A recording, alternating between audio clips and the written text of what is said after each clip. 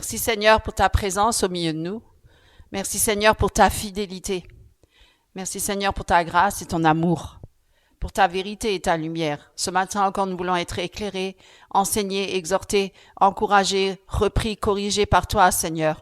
Que ce matin encore, tu sois glorifié et élevé dans nos vies. Amen. Alors ce matin, ce matin, je voulais parler d'un certain sujet, mais finalement, Dieu m'oriente autrement. Alors ce matin, je vais encore glorifier le Seigneur, bien sûr, et je vais vous parler le disciple. Qu'est-ce qu'un disciple? Le disciple est la fidélité à la saine doctrine. Voilà, c'est beaucoup plus important, bien sûr, de parler des événements dans le monde, de tout ce qui se passe. Évidemment, il faut quand même être éclairé par rapport à ça, et même de dénoncer toutes les fausses doctrines, bien sûr, c'est important. Pour éclairer le peuple de Dieu, justement, pour qu'il soit averti et alerte par rapport à tout ce qui l'entoure et tout ce qui se passe dans le monde spirituel, mais aussi au sein de l'Église et parmi les chrétiens, et de ce qui se passe dans le monde, évidemment. Alors, ce qui est important, c'est que nous sommes la lumière du monde. Hein, vous le savez, ça. Nous sommes la lumière du monde. Nous devons être ces luminaires dans ce monde de ténèbres. Nous devons briller. Nous devons être, les sentinelles, les phares, hein, qui indiquent le chemin. Et le chemin, c'est qui? C'est Jésus-Christ. Le seul chemin, la seule vérité, la seule vie, c'est Jésus-Christ. Il n'y a pas d'autre chemin. On veut nous faire croire qu'il y a d'autres chemins qui mènent au royaume de Dieu, qui mènent à Dieu. Hein? Le diable est toujours là pour tromper, pour séduire et pour faire croire qu'il y a d'autres moyens pour arriver à Dieu. Mais il n'y a qu'un seul chemin et c'est celui par Jésus-Christ. Et Jésus-Christ, et je ne prêche rien d'autre, comme Paul l'a dit, rien d'autre que Christ crucifié. Voilà, la mort sur la croix, la prédication de la croix. Sans la croix, hein, on n'est pas sauvé. Il faut passer par la croix. Et beaucoup veulent éviter de passer par la croix. Voilà, beaucoup veulent rentrer dans le royaume de Dieu d'une autre manière. Hein, ils veulent passer par d'autres chemins. Eh bien, on n'arrivera jamais. Et on ne peut pas entrer, aucun pécheur ne peut entrer dans le royaume de Dieu. Il faut passer par la conversion et par la repentance de nos péchés. Il faut naître de nouveau. Sans cela, on peut pas rentrer dans le royaume de Dieu. Il y a beaucoup d'usurpateurs qui entrent dans l'Église et qui sont des faux chrétiens, des faux pasteurs, des faux docteurs, des faux évangélistes parce qu'ils ne sont même pas passés par cette nouvelle naissance. Hein, certains sont même des francs-maçons. Hein, ils sont de l'autre côté, qui servent le diable et qui viennent pour détourner le peuple de Dieu de la vérité. Parce que l'Église doit être la colonne et l'appui de la vérité. Mais aujourd'hui, l'Église, elle est corrompue. On est vraiment à la fin des temps. Hein. D'ailleurs, je vous invite à lire avec moi 1 Timothée, chapitre 3, verset 15. Prenez avec moi. Mais si je tarde, afin que tu saches comment il faut se conduire dans la maison de Dieu, qui est l'assemblée du Dieu vivant, la colonne et le soutien de la vérité. Vous voyez? Ah, moi, j'avais jamais vu ce passage-là jusqu'à aujourd'hui. Aujourd'hui, j'ai pas vraiment fait attention. Je répète, c'est quoi? La maison de Dieu qui est l'assemblée du Dieu vivant, la colonne et le soutien de la vérité. Donc, l'Église est la colonne et l'appui de la vérité. Est-ce qu'elle l'est encore aujourd'hui? Croyez-moi, mes amis, analysez bien les choses. Il y a beaucoup de tromperies et d'hérésies au sein des églises. Le diable est entré dans les églises. La vérité, c'est le fondement même de l'évangile. L'Église est donc appelée à recevoir la vérité, révélée par Christ et ses apôtres, et à y obéir et à la préserver. Il faut la préserver. Donc, nous, en tant que disciples, tout disciple doit veiller à la cacher dans son cœur, déjà, et vous pouvez lire ça avec moi dans Psaume, prenez avec moi Psaume 119, verset 11. Psaume 119, verset 11. J'ai caché ta parole dans mon cœur, afin que je ne pêche pas contre toi. Vous voyez, j'ai caché ta parole dans mon cœur. Et qui est la parole? C'est Jésus-Christ. Et celui qui est en moi, c'est qui vit en moi? C'est Christ qui vit en moi. Ce n'est plus moi qui vis, mais c'est Christ qui vit en moi. Donc, j'ai caché ta parole dans mon cœur. C'est très important.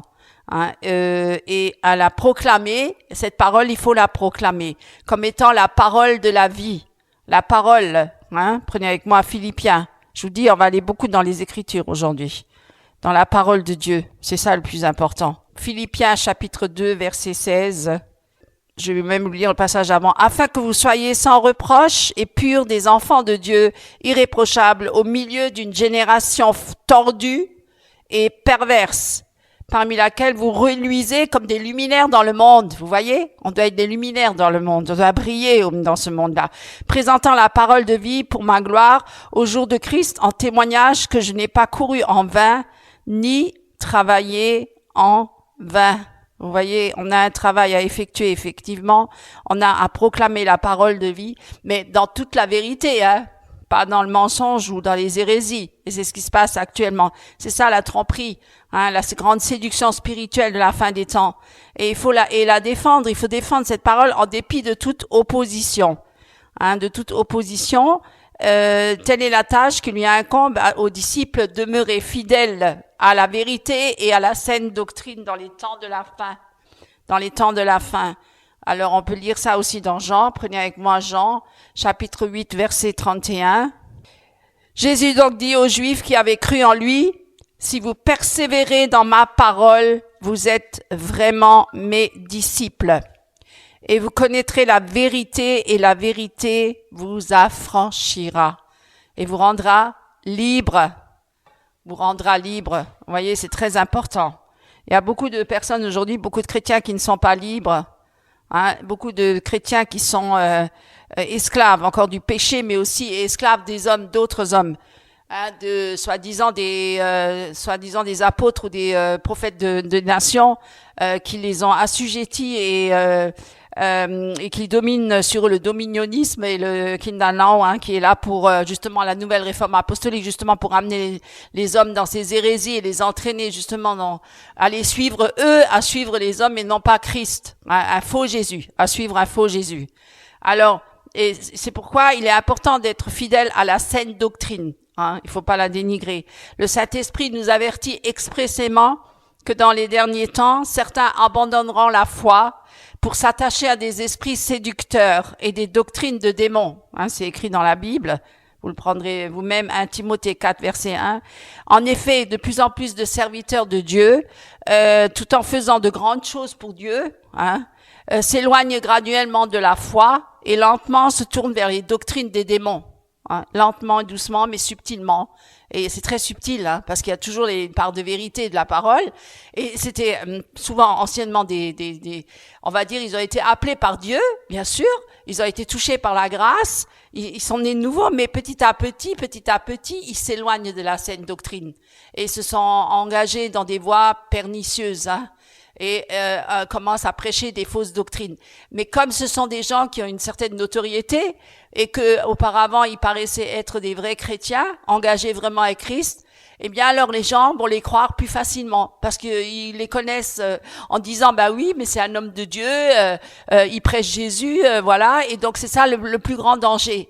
C'est pourquoi, mes amis, je vous invite à ne plus regarder aux hommes, mais de regarder à Christ et de chercher par vous-même. Si vous êtes né de nouveau, vous êtes converti, vous avez le Saint-Esprit, mais examinez les Écritures, lisez la parole et toute la parole. Et après, analysez ce que ces hommes-là disent. Si effectivement, ce qu'ils disent, c'est biblique ou pas. Vous aurez le discernement, parce que Dieu ne laisse pas ses enfants sans armes spirituelles. Vous aurez le discernement. Dieu vous le donnera, le discernement. Demandez-le. Demandez au Seigneur de donner le discernement des esprits. Éprouvez les esprits pour voir s'ils viennent de Dieu. Ne croyez pas toute parole comme s'ils venant de Dieu. Analysez, examinez, hein, cherchez par vous-même. Soyez des chercheurs. Ne vous laissez pas abrutir et assujettir à ces hommes-là sans réfléchir, en devenant comme des moutons, hein, en avalant tout ce qu'ils disent et en vous laissant manipuler par eux parce que ce sont des grands manipulateurs, hein, comme dans le monde on manipule aussi les gens, hein, et dans l'Église aussi. Analysez les choses, ouvrez les yeux, examinez toutes choses, priez, passez du temps avec Dieu, cherchez sa face, criez à Dieu, demandez-lui de vous aider, même si il vaut mieux se retrouver tout seul, hein, parfois, que de se retrouver dans la multitude et être complètement à l'ouest, on va dire, complètement égaré et loin de la parole de Dieu et loin de la vérité, mes amis. Loin de la vérité et s'éloigner plus de Christ et se rapprocher des hommes, ça ne va pas vous sauver. Plaire aux hommes ne va pas vous sauver. Cherchez-vous encore la faveur des hommes ou celle de Dieu? Si vous cherchez la faveur des hommes, eh bien vous êtes perdus. Vous ne pouvez pas plaire à Dieu. Beaucoup cherchent la faveur des hommes. Beaucoup de prédicateurs même cherchent la faveur des hommes. C'est pas la faveur de Dieu qu'ils cherchent. C'est la faveur des hommes. Pourquoi? Parce qu'ils dépendent d'eux, même déjà financièrement aussi. Hein? Ils vont dire des choses qui vont plaire à la démangeaison de leurs oreilles, de ce qui va plaire à la foule, à l'assemblée, pour que justement après, ils sont là pour les soutenir financièrement et leur donner beaucoup d'argent et puis vendre leur matériel et vendre leur parce qu'ils sont de plus en plus dans le commerce. Hein? Ils sont de plus. Quand je vois aujourd'hui les chrétiens, ils ont tous ouvert leur boutique, hein, ils ont tous ouvert leur commerce, hein, ils sont tous là en train de vendre leurs objets, leurs livres, etc. Ils ont constamment des visions, des inspirations venant du ciel, qui vont écrire dans les bouquins pour les vendre, etc. Hein, c'est un vrai business, hein, ça devient pénible. Hein. Chacun vient avec sa vision, chacun vient avec son rêve, et on met tout ça. Et nos jours, on bombarde les chrétiens, mais arrêtez de regarder tout ça, vous perdez votre temps et votre énergie au lieu de lire la parole et de vous ressourcer directement à Jésus-Christ, à la source. Venez directement à la source. Pourquoi vous passez par tous ces hommes-là comme si c'est eux qui vous apportent la vie? Parce que eux, ils disent, oui, il y a encore une nouvelle révélation. Cette nouvelle révélation que je vais vous transmettre à travers mes paroles ou à travers la position de mes mains, à travers mon onction spéciale, hein, tous ces généraux chefs, ou à travers ces bouquins, vous aurez une onction spéciale, vous allez grandir spirituellement, etc. C'est soi-disant que là, il y a un attrait, hein, il faut venir à ça, il faut se nourrir de ces choses-là, comme si la parole n'était pas suffisante, comme s'il fallait encore avoir ça comme nourriture pour grandir dans le Seigneur. C'est complètement faux, c'est une hérésie, ce sont des manipulateurs, ce sont des trompeurs, des ouvriers de Satan déguisés. Vous voyez, arrêtez de vous laisser leurrer et arrêtez d'être bluffés par tous ces gens-là et retournez à la saine doctrine, retournez à la parole de Dieu, revenez à Christ, cherchez le Seigneur. Les temps sont mauvais. Les temps sont mauvais et la séduction est grande. Hein. On voit des grands hommes de Dieu qui se lèvent pour adresser des courriers à des présidents de la République. Où c'est que c'est écrit ça dans la parole de Dieu qu'il fallait se mêler des affaires du monde? Le monde là, il va à sa perdition d'une manière ou d'une autre. Vous savez, il n'y a pas besoin d'intervenir dans ce sens-là. Nous, ce que nous devons prêcher, c'est le royaume de Dieu. Nous devons prêcher la repentance des péchés, la croix. Si nous commençons à nous mêler à toutes les affaires du monde, on n'en sortira jamais, hein. Parce que ce monde-là, il est corrompu et il sera corrompu jusqu'au bout, hein. C'est écrit, lisez la parole.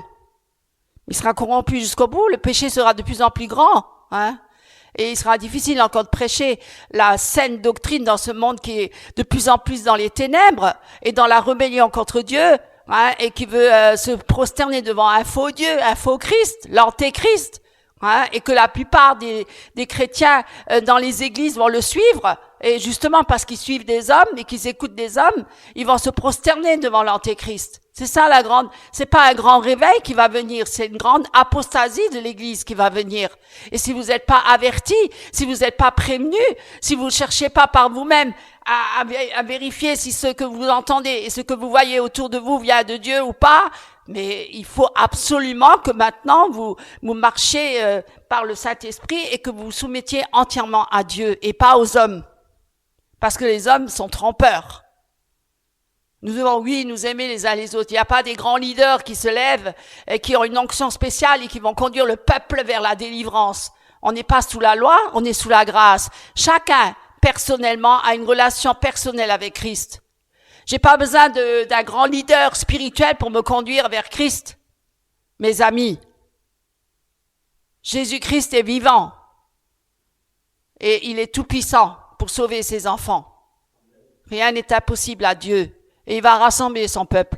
Il va rassembler ses brebis sous son aile, sous la sienne, et ce sera lui le grand pasteur et le grand leader, c'est Jésus-Christ et il n'y en a pas d'autre. Tous ces hommes-là qui s'élèvent et qui s'enrichissent sur le compte du peuple de Dieu, hein, qui les déplume et qui les asservisse et qui les rende encore plus esclaves qu'avant.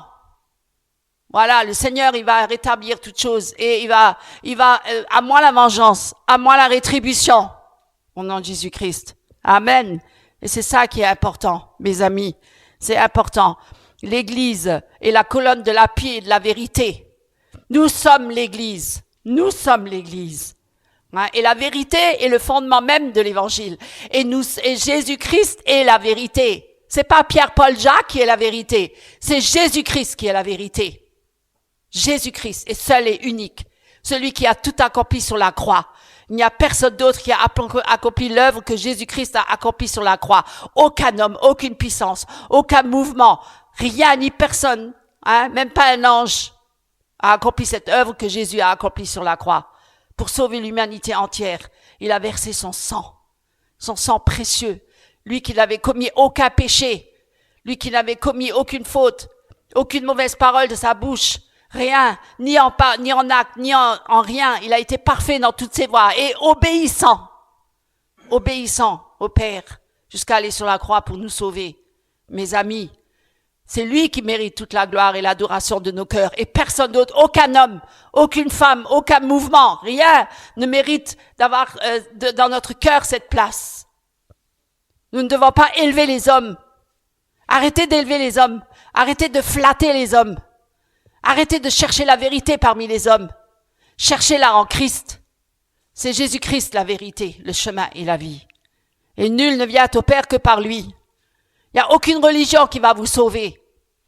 Ni le bouddhisme, ni l'islam, ni le christianisme, un christianisme social. Hein, que toutes les dénominations pourront pas vous sauver. Aucune dénomination vous sauvera. Jésus n'est jamais ni les catholiques, ni les protestants, ni les orthodoxes. Personne vous sauvera. Il n'y a qu'un seul chemin, c'est Jésus. Et le seul et unique chemin, c'est Jésus-Christ, le vrai Jésus. Parce que tout le monde parle d'un Jésus, le Jésus cosmique, le faux Jésus. Non, le Jésus qui vient quand vous êtes persuadé de vos péchés, convaincu que vous êtes perdus, que vous avez besoin d'un sauveur, mais aussi d'un Seigneur qui règne sur votre vie à partir d'aujourd'hui. Si vous vous consacrez à Christ, Dieu demande quoi? L'obéissance. L'obéissance vaut mieux que les sacrifices. Il y en a beaucoup qui font des œuvres pour Christ, des œuvres dans les églises, partout. Mais est-ce que c'est les œuvres de Dieu? Ou c'est les œuvres des hommes? Ou les œuvres du diable? Hein? Il y a tellement de choses qui se passent dans les églises, tellement d'activités. Il y a tellement d'émissions, on fait des films, on fait tout, des émissions, des réunions, des séminaires. Est-ce que ça vient de Dieu? Ou c'est l'homme qui fabrique tout ça? Ou c'est l'homme qui fabrique ça? Pour attirer les hommes. Et c'est toujours payant. C'est toujours payant, hein? Des colloques. Voilà, des séminaires, etc. Des week-ends de prière ou de combats spirituels. On invente des combats spirituels pour prier, pour chasser les esprits territoriaux sur les pays. Mais c'est écrit où ça dans la parole de Dieu? Voyez, on invente plein de choses, plein d'hérésies, plein de fausses doctrines pour attirer les hommes, hein, la foule. Ce sont des hommes et des femmes avec l'esprit corrompu, hein, qui se lèvent parce qu'ils ont fait des rêves ou une visite d'ange, et puis ils viennent avec ça. Et si on n'a pas le discernement, on va être trompé par ces hommes-là. Et il y en a beaucoup qui sont trompés. Alors mes amis, ouvrez les yeux. Le Saint-Esprit est là pour nous avertir. Parce que, vous voyez, tous ces serviteurs de Dieu là, ils font de grandes choses pour Dieu, et pourtant, petit à petit, ils s'éloignent graduellement de la foi, et lentement se tournent vers les doctrines de démons. Et si on n'est pas alerte, eh ben on va les suivre. Et il y a une multitude qui suit ces gens-là, parce qu'au préalable, ils étaient des vrais témoins de Jésus-Christ. C'est pour ça que c'est dangereux, hein. Et c'est pour ça, d'ailleurs, Paul, il s'est bien écrit à la fin, quand il était tout à la fin, il a dit, j'ai persévéré jusqu'au bout, parce qu'il faut persévérer jusqu'au bout. Hein? J'ai combattu le bon combat de la foi. J'ai persévéré jusqu'au bout pour hériter la couronne de vie. Vous voyez, nous devons persévérer jusqu'au bout. Nous ne devons jamais nous relâcher. Nous devons toujours veiller et prier sans cesse. Nous devons toujours être alertes. Hein? Et l'Écriture l'a bien dit. Hein?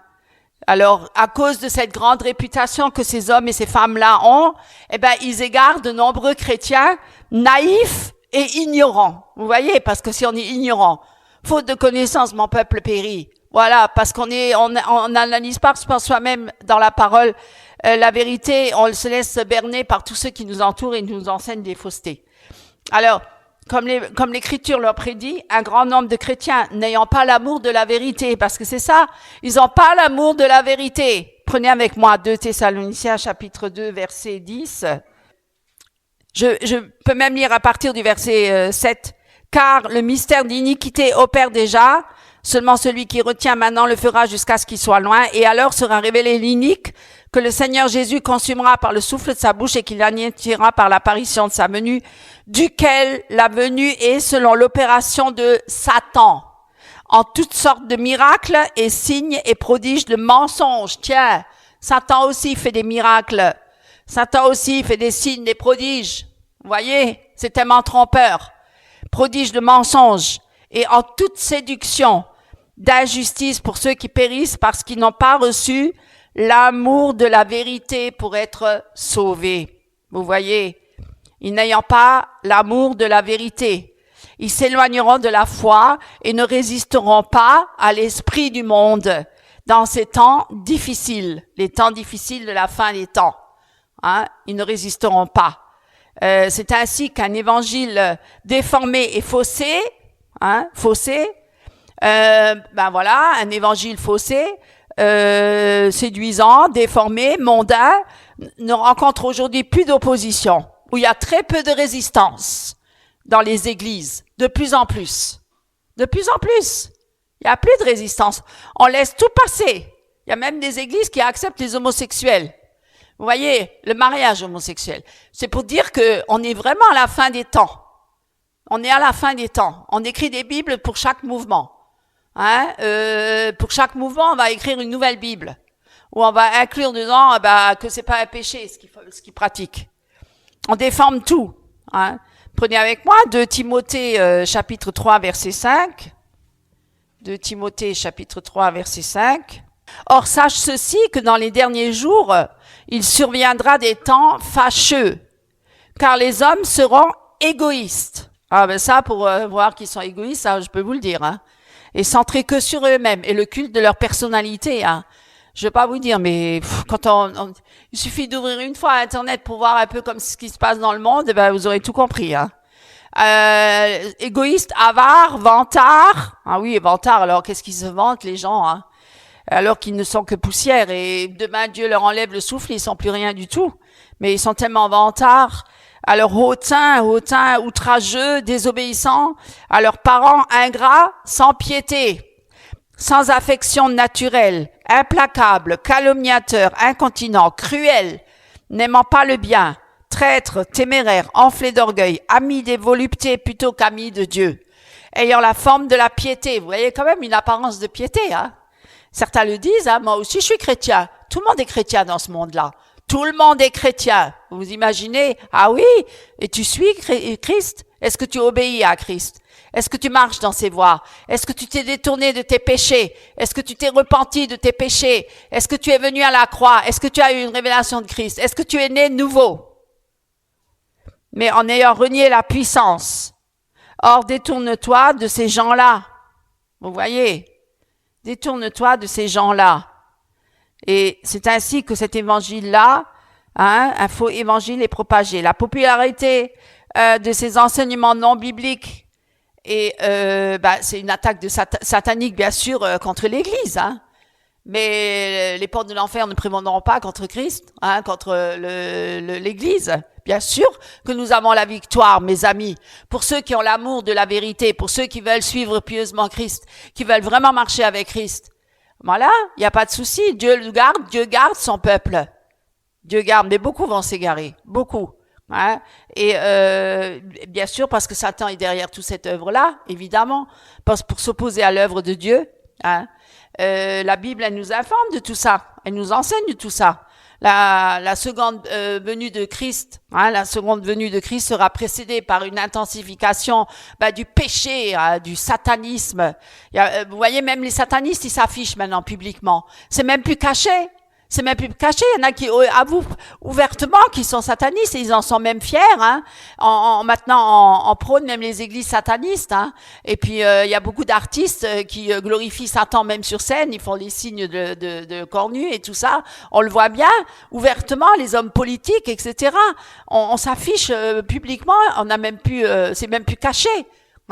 Satan maintenant se montre de plus en plus Il y a une intensification du satanisme, du spiritisme, de l'occultisme. On le voit bien sur Internet. Vous pouvez maintenant vous informer sur toute chose, pratiquer le vaudou ouvertement en regardant sur Internet les procédures, etc.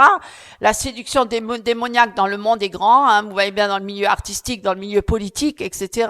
Ben, vous avez bien vu les Jeux Olympiques hein, déjà. Ouvertement en France, hein, on a affiché un culte satanique. Et dans l'église, et les faux docteurs, les faux docteurs, ils pullulent. Hein. Les faux docteurs, ils sont là, ils sont bien contents parce que c'est un bon marché qui marche bien financièrement. On va bien attraper les chrétiens qui sont naïfs hein, et qui sont pas ancrés fermement attachés à la parole. Ils vont tomber, hein, ils vont chuter, ça c'est sûr. Hein. Et voilà. Et donc ces faux docteurs, ils offrent un salut bon marché. Moi, j'étais choquée là cette semaine. J'ai vu sur Internet justement parlant de gens qui ont été soi-disant touchés par Christ, hein, qui étaient à la base sauvés par grâce. Hein, par exemple, le grand braconnier qui était en prison, Yanis Gauthier. Je le nomme aujourd'hui. Pourquoi? Parce que j'ai été choquée. Même EMCI, Jérémy Soudry, n'en parlera pas, c'est tous des faux, mais c'est tous des businessmen. Mais j'étais choquée, je le dis ouvertement, j'étais choquée par son site, hein, c'est un vrai site commercial. Je l'ai montré à mon mari, hein, et il a même reconnu. Un vrai site commercial, avec les termes commerciaux, hein. Le coaching, etc. L'objectif, tout ça pour amener les gens à consommer la parole de Dieu, consommer, à acheter, investir. Il faut investir. Hein. Si vous investissez, on vous donnera son ministère, etc.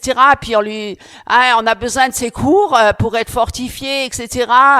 Entre dans ta destinée, vous serez coaché parce que maintenant on est tous coachés. Hein, il y a du coaching pour tout. Hein. C'est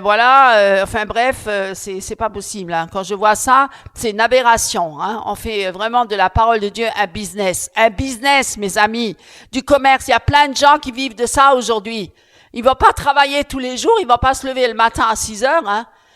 Ils se lèvent à 10 heures et puis ils regardent leur compte s'il est rempli par les gens qui ont donné par rapport à leur site internet où il faut tous verser des dons constamment.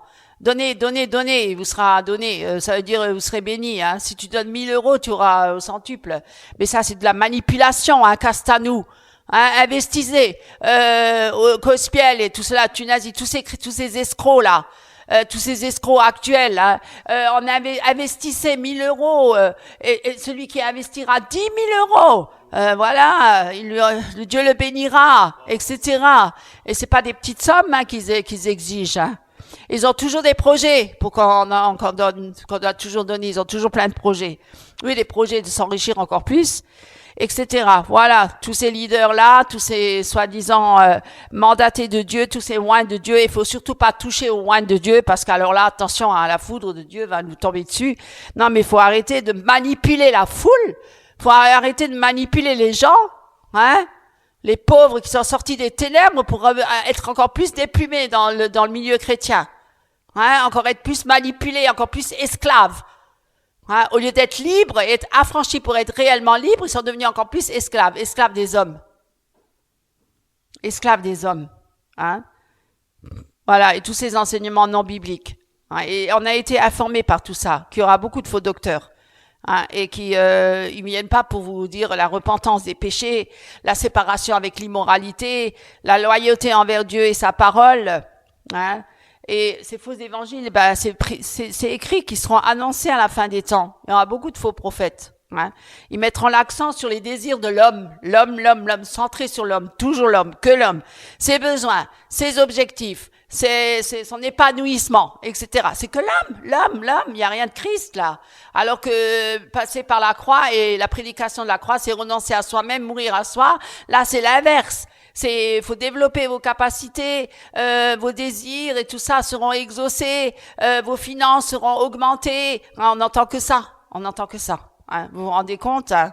Vous vous rendez compte que le désir de l'homme, ses objectifs égocentriques. Hein? Voilà, c'est tout ce qui compte. Hein?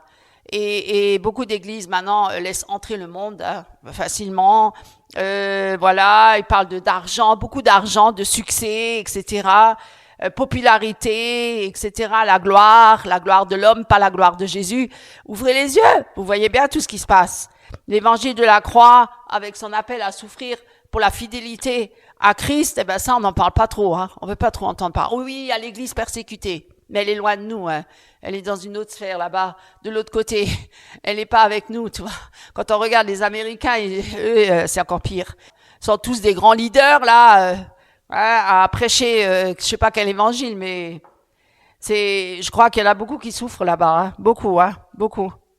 Alors, mes amis, je vais écourter parce que le temps presse. Je voulais encore vous parler de beaucoup de choses, mais en tout cas, moi, ce que je vous dis aujourd'hui, comme Paul a exhorté Timothée à rester fidèle quoi qu'il en coûte, en lui écrivant, et on peut le lire dans 2 Timothée chapitre 1, verset 13, prenez avec moi. Et un modèle des saines paroles que tu as entendues de moi dans la foi et l'amour qui est dans le Christ Jésus. Garde le bon dépôt par l'Esprit Saint qui habite en nous. Retiens dans la foi et dans l'amour qui est en Jésus-Christ le modèle des saines paroles que tu as reçues de moi, on peut dire, en gros. Et c'est ça ce qui est important, c'est de rester fidèle, coûte que coûte, et quoi qu'il arrive autour de nous. Restez fidèles et attachez-vous fermement à Christ. Au nom de Jésus-Christ, Amen. Et ne péchez pas. Ne péchez pas. Voilà. N'ouvrez pas la porte à l'ennemi. Amen. Bonjour mes frères et sœurs en Christ. Prenons ensemble dans la parole de Dieu nouveau ce matin, dans Romains chapitre 11, versets 1er à 10. Je dis donc, Dieu a-t-il rejeté son peuple? Loin de là, car moi aussi je suis israélite, de la postérité d'Abraham, de la tribu de Benjamin. Dieu n'a point rejeté son peuple, qu'il a connu d'avance. Ne savez-vous pas ce que l'Écriture rapporte d'Élie, comment il adresse à Dieu cette plainte? Contre Israël, Seigneur, ils ont tué tes prophètes, ils ont renversé tes autels, je suis resté, moi, seul, et ils cherchent à m'ôter la vie. Mais quelle réponse Dieu lui fait-il? Je me suis réservé 7000 hommes qui n'ont point fléchi le genou devant Baal.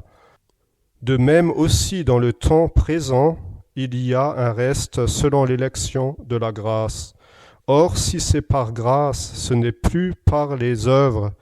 Autrement, la grâce n'est plus une grâce. Et si c'est par les œuvres, ce n'est plus une grâce. Autrement, l'œuvre n'est plus une œuvre. Quoi donc? Ce qu'Israël cherche, il ne l'a pas obtenu, mais l'élection l'a obtenu, tandis que les autres ont été endurcis. Selon qu'il est écrit, Dieu leur a donné un esprit d'assoupissement, des yeux pour ne point voir et des oreilles pour ne point entendre, jusqu'à ce jour. Et David dit que leur table soit pour eux un piège, un filet, une occasion de chute et une rétribution, que leurs yeux soient obscurcis pour ne point voir et tiens leur dos continuellement courbé. Soyez richement bénis. Amen. Frères et sœurs en Christ, bonjour, chers invités, chers internautes, nous voilà à nouveau réunis pour nous encourager, pour nous exhorter mutuellement et écouter ce que Dieu a à nous dire au travers de son Esprit Saint. Dieu est bon, Dieu est lent à la colère, c'est vrai. Nous allons dans 2 Thessaloniciens, chapitre 3, verset 5, j'aimerais bien vous lire. « Que le Seigneur conduise vos cœurs à l'amour de Dieu et à la persévérance du Christ. » Que le Seigneur nous conduise à l'amour de Dieu, qui conduit nos cœurs, non pas à aimer l'argent, qui conduit nos cœurs, non pas à aimer la distraction, à aimer ce que le monde peut nous offrir, mais que le Seigneur conduise nos cœurs à l'amour de Dieu. Voyez-vous, l'amour de Dieu. Et encore à autre chose, à la persévérance du Christ. C'est en Christ, mes amis, que nous devons persévérer. Pourquoi devons-nous persévérer? Pour atteindre le but, nous devons persévérer parce que nous sommes éprouvés, parce que nous passons, il y a des tentations dans notre vie. Notre chemin n'est pas tout beau, tout rose. Nous sommes sur un chemin étroit et c'est ce chemin étroit, nous devons persévérer parce qu'il y a des embûches, parce qu'il n'est pas facile d'accès. Voilà, donc et c'est pourquoi nous allons parler aujourd'hui du combat entre la chair et l'esprit. Peut-être avant juste de rentrer dans le vif du sujet, j'aimerais vous déjà définir ce que veut dire la chair. Il y a dans les Écritures des versets en fait qui désignent la chair comme étant le corps humain. Par exemple, dans 1 Timothée 3,16, il est dit « Dieu a été manifesté en chair », et aussi dans Galates au chapitre 2, verset 20, où il est dit, quand il est dit « J'ai été crucifié avec Christ, et si je vis, ce n'est plus moi qui vis, c'est Christ qui vit en moi, si je vis maintenant dans la chair ». Voilà. La chair ici est comparée effectivement comme aussi étant opposée à l'esprit. Donc il y a l'œuvre effectivement de l'esprit et il y a également l'œuvre de la chair, frères et sœurs. Et si je suis chrétien, ce n'est plus moi qui vis, mais c'est Christ qui vit en moi. Pour quelle raison? Pour porter du fruit de l'esprit, justement. Et un chrétien, qu'est-ce qu'il a fait? Il a crucifié la chair avec ses passions et ses désirs, nous dit les Écritures, pour faire quoi? Pour laisser Christ, par l'Esprit de Dieu, nous transformer. Parce que c'est notre cœur qui doit être transformé. Car c'est dedans du cœur qu'il y a le mal, les mauvais penchants de la chair aussi. Pour nous modeler, pour nous perfectionner, pour être toujours plus à la ressemblance de Jésus-Christ. Nous devons nous attacher au cep. Nous devons mettre notre confiance non pas dans l'homme, mais en Jésus-Christ. Amen. Paul dit aussi que les œuvres de la chair nous interdisent l'accès au ciel.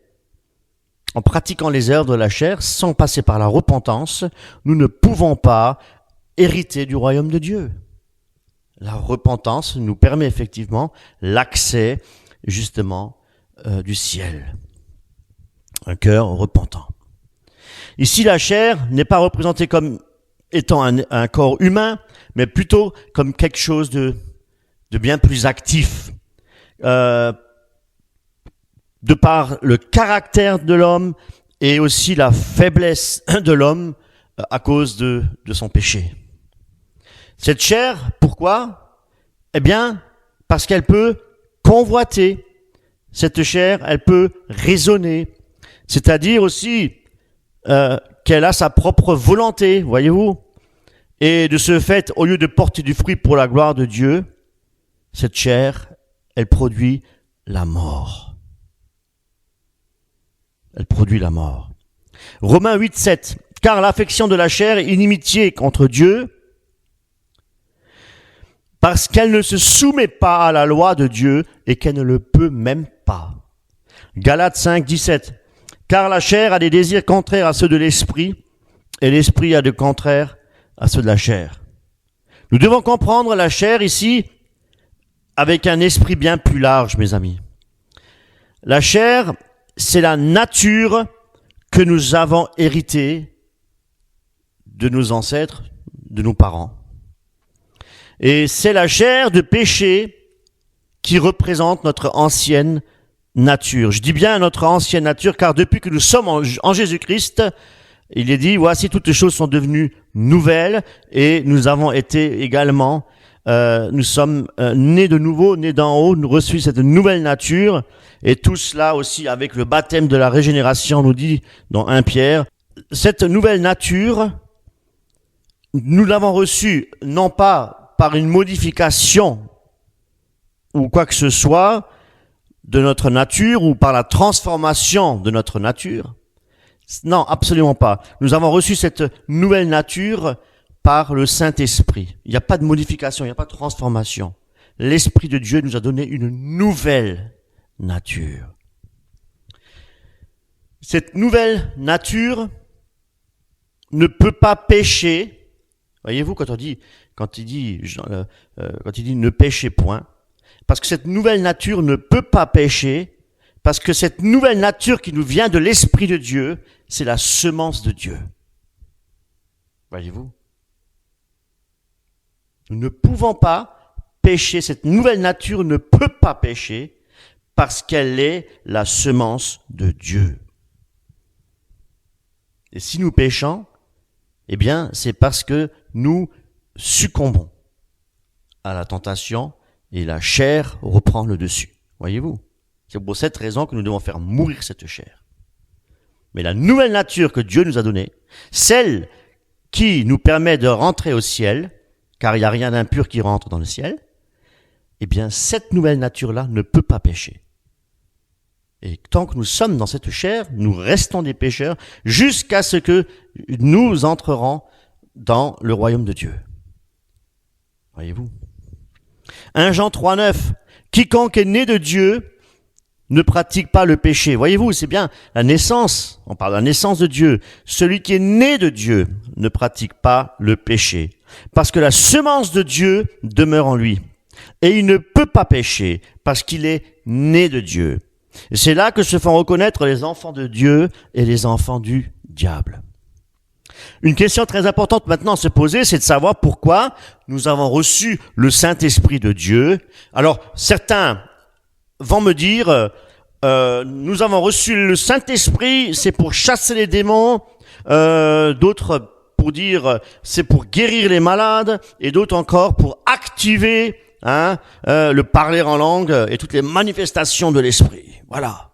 C'est pour ça que nous avons reçu le Saint-Esprit. C'est une puissance, oui. Eh bien, le but principal du fait, que nous avons reçu le Saint-Esprit, c'est pour tenir la chair dans la mort, mes amis. Comprenez bien cela. C'est pour tenir la chair dans la mort, et aussi pour nourrir, et aussi pour fortifier la nouvelle nature que Dieu nous a donnée pour marcher comme Christ a marché. Pour porter du fruit et pour adorer Dieu en esprit et en vérité. Et ainsi, mes amis, manifester de l'amour pour notre prochain. Qui peut aussi bien être notre frère que notre pire ennemi. La nouvelle nature, mes amis, c'est Christ qui habite en nous. Nous avons, par son esprit, nous avons reçu son esprit, c'est aussi pour lui obéir et aussi pour lui être entièrement soumis. Que nous puissions dire, comme Jésus-Christ, mon Dieu, non pas ma volonté, mais ta volonté. Nous allons dans Romains, chapitre 8, verset 12. Ainsi donc, frères, nous ne sommes point redevables à la chair pour vivre selon la chair. Si vous vivez selon la chair, vous mourrez. Mais si par l'esprit, vous faites mourir les actions du corps, vous vivrez. Car tous ceux qui sont conduits par l'esprit de Dieu sont fils de Dieu. La chair, mes amis, ne produit absolument rien pour Dieu. Elle ne le peut pas. On dit qu'elle est infructueuse pour Dieu. Elle ne porte pas de fruits. Et Paul dit dans Romains 7 que lorsque nous étions effectivement dans la chair, c'est-à-dire lorsque nous vivions par la chair, en obéissant à ses convoitises, eh bien, nous portions aussi des fruits, mais pour la mort. Voyez-vous? S'il y a des fruits pour la mort, il y a également des fruits pour la sainteté, pour la vie éternelle. Eh oui. Nous ne devons plus vivre selon la chair, nous dit la parole de Dieu, si nous voulons hériter du royaume de Dieu. Il n'est pas trop tard, mes amis, pour se repentir. Il n'est pas trop tard pour repartir à zéro. Et vous savez pourquoi il n'est pas trop tard? Parce que vous entendez encore aujourd'hui l'évangile de Christ. Parce que vous n'êtes pas encore décédé. Il y a encore en vous il y a encore cette possibilité de vous tourner vers Christ, même avant la mort. Regardez le larron sur la croix, le brigand sur la croix. Il a reconnu Jésus-Christ au moment, à quelques minutes de sa mort. Et Dieu lui a dit, tu seras encore avec moi aujourd'hui dans le paradis. Il n'a pas eu le temps de descendre de la croix et de faire des œuvres et de réparer ses torts. Absolument pas. Dieu l'a accueilli avec lui dans le paradis. Amen. Merveilleux. Donc il n'est pas trop tard. Il n'est pas trop tard. Et pour dire oui à Jésus et pour dire non à la chair. Et parce que la chair, ses œuvres, ce sont des œuvres infructueuses et ténèbres. Elle ne porte pas de fruits. Si, elle porte des fruits pour les ténèbres, mais pas pour Dieu. Dieu nous aime, mes amis. Dieu t'aime. Dieu est compatient, je le disais. Et il ne veut pas la mort du pécheur. Dieu ne veut pas la mort du pécheur. Dieu veut ton cœur. Dieu veut un cœur repentant. Sais-tu aussi que la repentance est un don de Dieu? Si dans ton cœur, tu as ce désir de te repentir parce que tu as outragé Dieu, parce que tu as péché et que tu regrettes et que tu désires ne plus pécher, sache que cette repentance, c'est un don de Dieu. C'est Dieu qui te pousse à la repentance. La bonté de Dieu dans Romains nous pousse à la repentance. Alléluia. Donc si tu as péché, même gravement, et qu'après cela, tu as des remords, et que tu sens que tu veux te repentir, sache que c'est l'Esprit de Dieu qui travaille en toi. Amen. Amen. Même si tu as récidivé, même si tu pêches 7 fois par jour, si à chaque fois tu reviens, c'est pas par tes propres forces que tu reviens à Jésus-Christ. C'est parce que Dieu t'appelle à la repentance. Parce que Dieu ne veut qu'aucun ne périsse, mon frère, ma sœur. Est-ce que tu comprends cela? Alors arrête de t'apitoyer sur ton propre sort et te dire, j'arriverai jamais. À chaque fois que je rechute, le Seigneur, il ne doit plus m'aimer. Si, justement, c'est parce qu'à chaque fois tu te repens. C'est parce qu'il t'aime. C'est une preuve d'amour. Et ce que tu oublies de dire à chaque fois, c'est Seigneur, donne-moi la force maintenant de résister. Donne-moi la force de dire non à ce péché. Parce que c'est cette chair qui me conduit à pécher. Et je cloue cette chair. Je ne l'écoute plus. Alléluia. Considère que tu es le temple de l'Esprit. Et le Seigneur veut habiter en toi. Accueille-le. Le matin, quand tu te lèves, tu dis, Seigneur mon Dieu, aujourd'hui je suis le temple de l'Esprit. Aujourd'hui je mets ma confiance en toi. Seigneur, tu vas me donner des forces pour ne pas pécher, pour garder mes yeux, pour garder mes mains, pour garder, Seigneur, tout ce corps entier que je suis. Je veux pas le mettre au service du péché, mais je vais le mettre à ton service, Seigneur, pour prier, pour lire ta parole. Seigneur, garde-moi, garde mon corps, Seigneur, pour ta propre gloire. Amen. Dieu, il nous aime. Et prions-le vraiment qu'il nous aide à marcher sur ce chemin étroit. S'il est étroit, c'est parce que c'est un chemin qui mène à la vie. Il mène à la vie parce que c'est le chemin de la vérité. Et ce chemin, c'est Jésus-Christ. Et pourquoi y a-t-il sur ce chemin des embûches et des difficultés? Parce que Jésus a dit, celui qui veut vivre pieusement sera persécuté. Et comme Jésus est le chemin, donc si tu suis Jésus, tu seras persécuté. Et Jésus est le chemin. Il est la porte. Il est la vie éternelle. Et quels sont les fruits que de la mort, justement, que provoque la chair? Alors là, je suis allé dans la Bible de Semeur, très bien expliqué. Galates 5, 19. Or, les œuvres de la chair sont manifestes: inconduite sexuelle, impureté, débauche, idolâtrie, sorcellerie, hostilité, dispute, passion, jalouse, fureur, ambition personnelle, division, dissension, envie, beuverie, orgie et autres choses semblables. Et je vous préviens, comme je l'ai déjà fait, ceux qui pratiquent de telles choses n'hériteront pas le royaume de Dieu. N'hériteront pas. Savez-vous pourquoi les œuvres de la chair nous empêchent de rentrer dans le royaume de Dieu? Pourquoi? Parce que la chair, c'est le moi. Et nous devons, à cet effet, faire mourir les actions du corps moi. C'est-à-dire la chair, ses désirs et la convoitise charnelle qui font la guerre à l'âme. Il faut que Dieu croisse et que je diminue. Voyez-vous, il faut que Dieu croisse en moi et que moi je diminue. Et qu'est-ce qui nous fait? Nous, c'est l'orgueil en fait qui est l'ennemi numéro 1 de notre âme, c'est l'orgueil. Et nous devons le faire mourir. L'orgueil, c'est la racine de tous les péchés.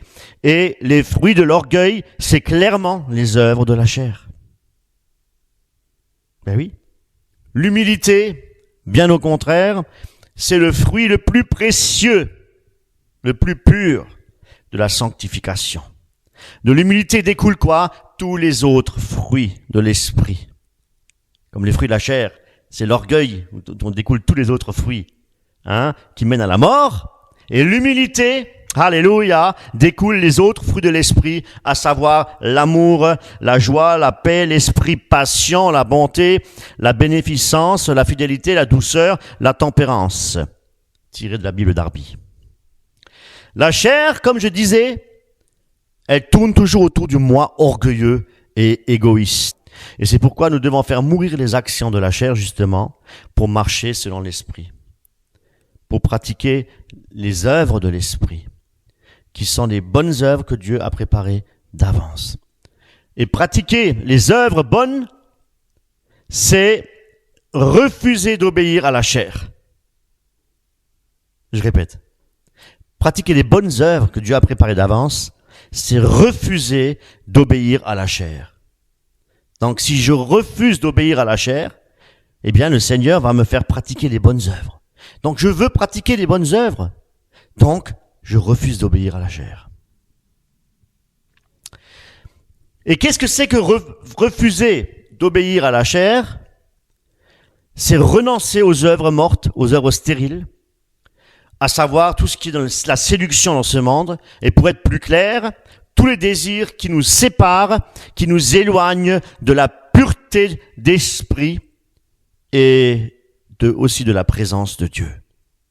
Et c'est pourquoi nous devons résister aux tentations. Nous devons résister à la séduction qui agit par la convoitise.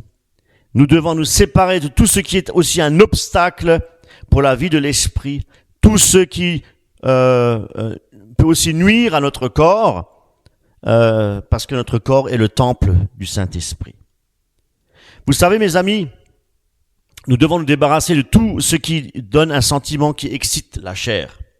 Je parle du plaisir, ça peut être la gourmandise, le sexe, l'abus de l'alcool, les ambitions personnelles, les drogues, et bien sûr aussi toutes les autres fruits de la chair qui divisent, nous dit aussi la parole de Dieu, qui détruisent comme la jalousie, les calomnies, les mauvaises pensées, les envies, les disputes, les querelles et toutes les choses semblables. Et c'est pourquoi, voyez-vous, mes amis, la chair ne produit rien de bon pour le Seigneur. C'est pour ça que nous devons la faire mourir et renoncer. Elle ne produit rien, aucune œuvre pour le Seigneur. Et c'est pourquoi la chair, c'est l'ennemi numéro 1. Et notre ennemi numéro 2, c'est le diable, c'est Satan. J'aimerais vous dire que la chair en nous ne peut pas être améliorée. Ni on ne peut pas éduquer notre chair pour la soumettre encore à la loi. On ne le peut pas de Dieu parce que sa nature de la chair, elle est contraire à celle de l'esprit, dit la parole. Et c'est pourquoi Paul nous l'apprend quand il dit qu'on aspire à faire ce qui est bien et on est déçu parce que c'est le mal qu'on fait et on s'aperçoit effectivement que rien de bon peut venir de la chair. Rien. Alors on fait de grands efforts pour résister au mal, à la tentation, à la séduction de ce monde. Et à chaque fois, on chute. Et tous les efforts qu'on a faits ont été en vain. C'est ce qu'on appelle aussi lutter la chair avec la chair. Comprenez? Ou lutter la chair contre la chair. Mais cela, c'est impossible. Et c'est pour cette raison que le chrétien, il rechute occasionnellement. Parce qu'il essaye de vaincre la chair par la chair. C'est pas possible. Mais c'est justement là qu'il faut se remettre en question et abandonner tous nos fardeaux au pied de la croix. Et qu'est-ce que Paul disait? « Misérable homme que je suis, qui me délivrera de ce corps de mort ?» Oui, mes amis, il n'y a que Christ qui est capable, effectivement, de nous délivrer de la tentation, de la séduction, et nous donner la gloire de résister contre le péché. Il est mort pour nous délivrer de cette chair, et c'est pourquoi il nous a donné le Saint-Esprit. Et par l'Esprit de Dieu, l'Esprit puissant, le Saint-Esprit, eh bien, nous devons faire mourir les actions du corps. Voilà. Par l'Esprit, mais pas par la chair. Par ses propres forces, je veux dire par là. On rechute à chaque fois, c'est impossible, on ne peut pas. Et de quelle manière? Eh bien, en marchant par l'Esprit pour ne plus accomplir les désirs de la chair. Dans Galates 5, 25, il est dit aussi de vivre par l'Esprit. Et dans Éphésiens, Paul nous exhorte à être remplis de l'Esprit. Et comment peut-on être rempli de l'Esprit, mes amis? Être rempli de l'Esprit ne signifie pas parler des heures durant en langue, dans une ambiance détendue, dans une atmosphère conviviale pour espérer voir des phénomènes extraordinaires. C'est pas ça, pas du tout. Être rempli de l'Esprit, c'est une attitude de soumission continuelle au Seigneur. C'est un abandon total à Dieu pour que Dieu puisse agir en moi par le Saint-Esprit pour glorifier le Seigneur et porter du fruit, pour aussi être efficace dans le service du Seigneur. C'est ça. Et quand on est rempli du Saint-Esprit, nous sommes dans la volonté de Dieu, mes amis. Et il peut aussi nous utiliser pour pratiquer des bonnes œuvres. Et c'est cela que nous pouvons, et c'est comme ça que nous pouvons effectivement marcher par le Saint-Esprit. Marcher par l'Esprit pour ne plus accomplir les désirs de la chair. Et c'est pourquoi, si nous ne marchons pas par l'Esprit, frères et sœurs en Christ, nous succombons à la tentation, parce que notre chair, c'est la partie qui n'a pas été rachetée. C'est la partie, la chair, qui n'a pas été rachetée. Et c'est pourquoi elle nous attire toujours au mal, elle nous attire toujours à pécher. Et c'est pour ça que pour entrer dans le royaume de Dieu, nous avons dû recevoir une nouvelle nature. Et tant que nous sommes sur cette terre, eh bien, nous avons toujours cette vieille nature. Mais il faut la clouer, il faut pas la laisser dominer notre vie. C'est pourquoi Satan, il est le séducteur. Et il sait que si nous marchons par la chair, nous n'hériterons pas le royaume de Dieu.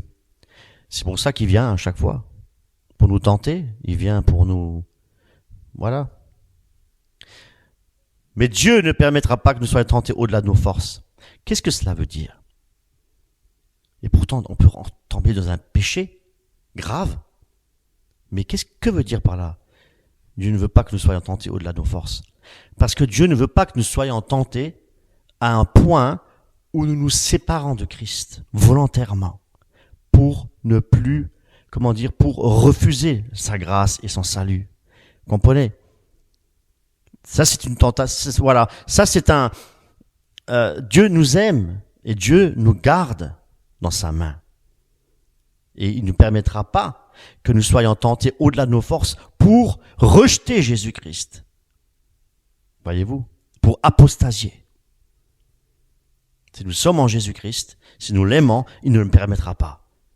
Même si nous tombons 10 fois par jour, et même si nous pratiquons les péchés que nous avons commis autrefois, dégradants, eh bien, si nous nous repentons, c'est que Dieu nous appelle, Dieu nous pardonne, Dieu est compatissant, il est lent à la colère. Et Dieu ne permettra pas que nous soyons tentés au-delà de nos forces pour apostasier et pour quitter la main de Dieu et sa grâce. Comment marcher par l'Esprit et faire mourir notre chair, mes amis? Notez bien que Paul nous donne ici 2 impératifs, 2 commandements. Il dit quoi? Marchez et soyez remplis. Pour être remplis, nous devons faire disparaître le moi, l'orgueil de la vie, notre égocentrisme et revêtir le manteau de l'humilité, mes amis, et accueillir notre Seigneur dans le temple que nous sommes. Pour être rempli du Saint-Esprit, il ne doit pas y avoir de place pour satisfaire les désirs de la chair. Oh non. C'est alors que nous pouvons marcher par l'Esprit. La seule façon de surmonter les désirs de la chair qui sont attachés à nous jusqu'à notre mort, comme je l'ai précisé tout à l'heure, c'est-à-dire donc tout ce qui est mauvais désir et les tentations de Satan, eh bien, c'est de prendre les armes spirituelles et d'agir par l'Esprit, comme Jésus nous l'a enseigné lorsqu'il a été tenté dans le désert. Et c'est pourquoi nous devons veiller, et c'est pourquoi nous devons prier, pour ne pas succomber à la tentation, veiller aussi et prier pour que nous soyons constamment remplis du Saint-Esprit, remplis de la présence de Dieu. Non pas pour faire des miracles et des guérisons, pour rester dans l'obéissance de Dieu, en veillant et en priant. Voilà maintenant les œuvres bonnes, et les œuvres bonnes, c'est obéir à Dieu et c'est aimer Dieu. On peut que obéir à Dieu et aimer Dieu lorsque nous sommes remplis de l'Esprit. Voyez-vous. Celui qui m'aime, c'est celui qui garde mes commandements.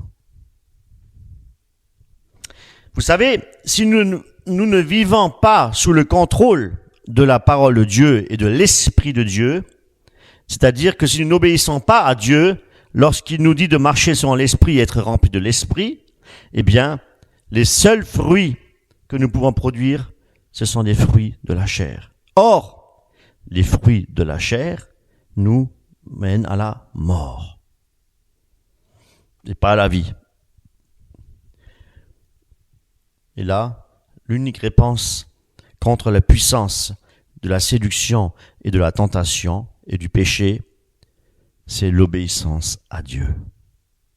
Et Jésus, et il est dit dans la parole que mes commandements ne sont pas pénibles. Voilà. Il faut être conscient que nous n'avons aucun pouvoir, nous personnellement, sur la chair. Aucun pouvoir sur la chair. Et essayer de combattre, comme j'ai dit, par nos propres forces, eh bien, c'est un échec. C'est perdre d'avance, c'est perdu d'avance. Voilà, c'est pas possible. Nous devenons victorieux et nous gagnons les batailles spirituelles que si nous laissons le Saint-Esprit agir en nous, le Saint-Esprit de Dieu, et Dieu combat pour nous. Voyez-vous? Et c'est pourquoi, marchant par l'Esprit, dans un esprit de soumission au contrôle du Saint-Esprit, et nous verrons à ce moment-là le Seigneur agir puissamment en nous, et nous remporterons victoire sur les tentations, séductions et sur le péché. Alléluia. Pour lui rester fidèle. Et il nous comblera de ses bénédictions. Amen. Et non pas les malédictions que provoque la mort à cause que nous obéissons aux œuvres de la chair, mais les bénédictions. Des bénédictions. Je vous assure, frères et sœurs, si vous marchez par l'Esprit, Dieu va vous bénir. Dieu va vous bénir. Et le fruit de l'Esprit, voilà les bénédictions. Vous porterez du fruit pour le Seigneur. Les bonnes œuvres que Dieu a préparées d'avance, à savoir la joie, la paix, la patience, la bonté, la bienveillance, la foi, la douceur, la maîtrise de soi, parce que toutes ces choses-là, mes amis, c'est altruisme. C'est ça, aimer son prochain. Parce que l'amour, vous allez la partager avec votre prochain, même avec votre ennemi. Idem pour la joie, idem pour la paix, même dans les souffrances, même dans les terribles souffrances, même dans la calomnie. Eh bien, vous aurez la paix du Seigneur, une paix surnaturelle. La patience, non pas la patience des hommes, mais la patience de Dieu. La patience de Dieu, la bonté, non pas la bonté des hommes, mais la bonté de Dieu pour veiller sur les âmes, pour prier pour les âmes, pour aimer votre prochain. La bienveillance, la foi, la douceur et la maîtrise de soi. Tout ce fruit-là, toutes ces choses-là vous sont données, c'est les bénédictions de Dieu. C'est le fruit de l'esprit. Si vous marchez par l'esprit. Et si vous n'accomplissez pas les désirs de la chair. Voyez-vous, Dieu est bon. Dieu est bon. Et la manifestation de ce fruit, justement, prouve que nous sommes enfants de Dieu. Conduits par l'esprit, parce qu'on crucifie notre chair, voyez-vous, avec ses désirs et ses passions. Et c'est Dieu lui-même qui va nous donner le vouloir et le faire. Tout nous vient de Dieu, mes amis. Voilà les bonnes œuvres que nous devons pratiquer. C'est-à-dire laisser le Seigneur diriger notre vie. Parce que c'est lui-même qui va pratiquer les bonnes œuvres au travers de nous. Vous comprenez cela? Prendre les armes spirituelles, marcher selon l'esprit pour ne plus accomplir les désirs de la chair, et le Seigneur sera glorifié. Pas nous, pas l'homme. Le Seigneur sera glorifié en nous, parce qu'il a fait sa demeure en nous.